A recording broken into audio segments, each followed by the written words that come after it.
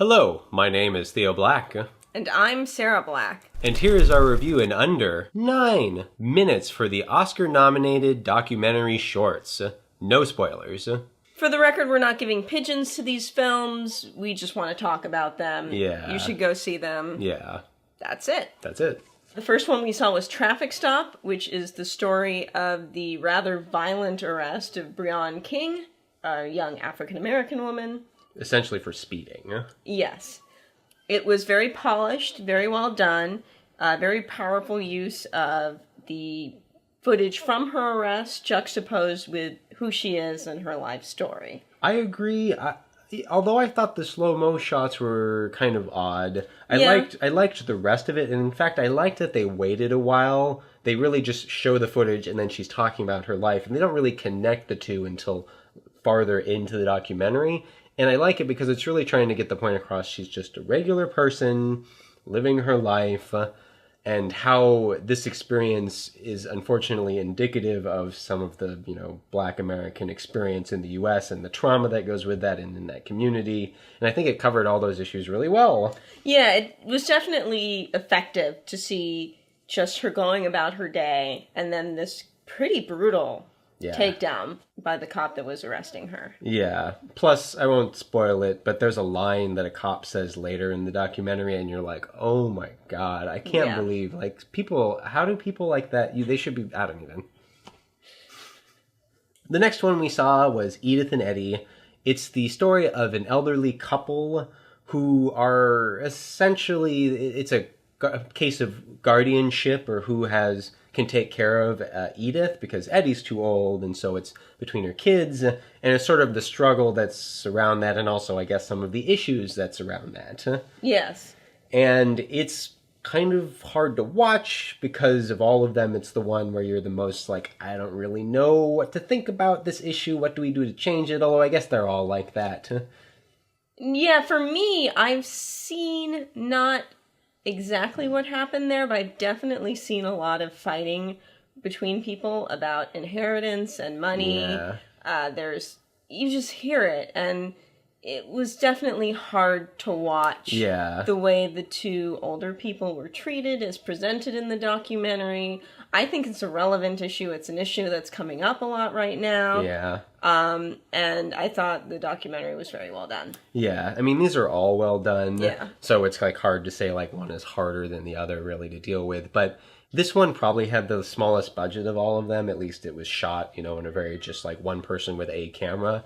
But it still just explores so much of what their lives are and how it's changing in the process of as the documentary is happening. Well, in that way it felt more like a home video, which made it kind of more intimate. Yeah, it's almost a fly-on-the-wall style documentary. Mm-hmm.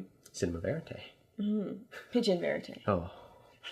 The third one we saw was Heaven is a Traffic Jam on the 405, which is certainly not how I've ever felt about being stuck in traffic jams on the 405. No.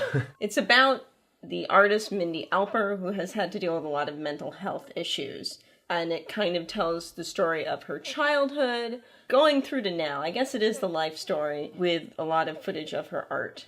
Yeah, it focuses heavily on her parents and her. That's where a lot of it comes from. But it also just focuses on how she sort of dealt with her formative years.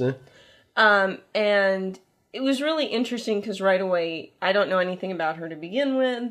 And just, you can see that things are off with her. Yeah. And she talks about it. I mean, that's what the whole thing is about. And just kind of how it started in childhood and how it's brought her to where she is. How it may or may not have gotten worse because of, her relationship with her parents, or just however her own brain chemistry works. Yeah. It doesn't, it sort of more just suggests that it's a complicated issue, complexity. Right, and that her parents also, her mom is still around, and what they dealt with. Yeah. It was just kind of an exploration of character.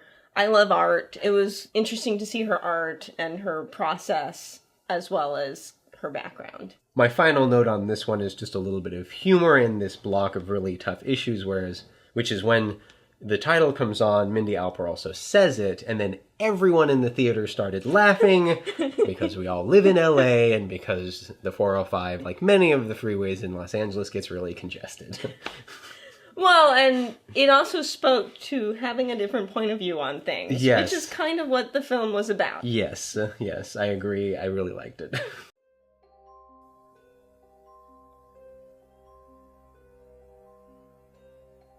The next one we saw was called Heroin, which is to say the drug, and then in parentheticals you also have an E, so that is the female hero. And this one is about the drug epidemic in Huntington, West Virginia, and it covers the story of 3 women who are trying to make a difference in the lives of these people who are overdosing constantly and taking so many drugs, and trying to make a difference in the city and against this really large issue.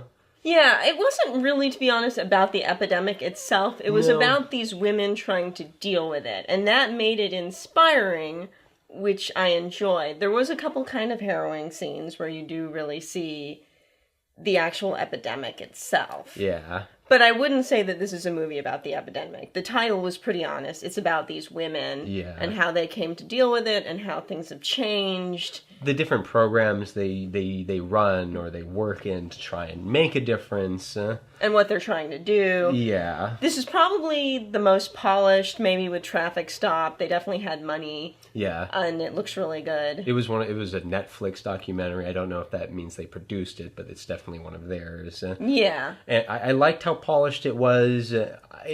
Even with or without the polish, it's a very compelling documentary.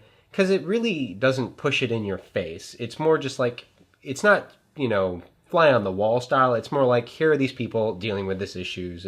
Here's some of the good. Here's a lot of the bad. Yeah. Here's how it's tough. Yeah. The last one we saw was Knife Skills, which is about Edwin's in Cleveland, Ohio, which is a learning restaurant, I guess you'd call, where they are actively teaching ex-convicts to cook and work in a restaurant. I enjoyed this one. I think it's an interesting story in what they're trying to do, how they're trying to help ex-convicts, how that does and doesn't work, interviews with these ex-convicts, and watching over time what they get out of the program, how it's tied into their lives. It is a little uneven. I feel like they didn't get all the footage they wanted. Yeah, the editing is a little odd. It's not a huge deal, but you can kind of see that they either had to push some of it together to make it work, or that they just didn't have enough, so threads kind of get lost a little bit. It's not horrible, but you can kind of tell. It's still a compelling story about these men who are trying to get their lives set up into a better place, and also about the guy who runs it, who himself was an ex-con and is trying to make this a profitable thing that can keep going and keep helping ex-cons. Yeah, he's not a pushover. Yeah. He's really trying to do something, and he's an interesting character, too. Yeah. But all the people profiled in it were interesting. Yeah. And you wanted them to do well, even though some of them, had some self-destructive habits. You want them to succeed, but life isn't that simple. Yeah. We definitely recommend you see these documentaries, and then join us on Twitter to talk about them. With spoilers. You can find me at Pigeon_Sarah. And me at Pigeon_Theo.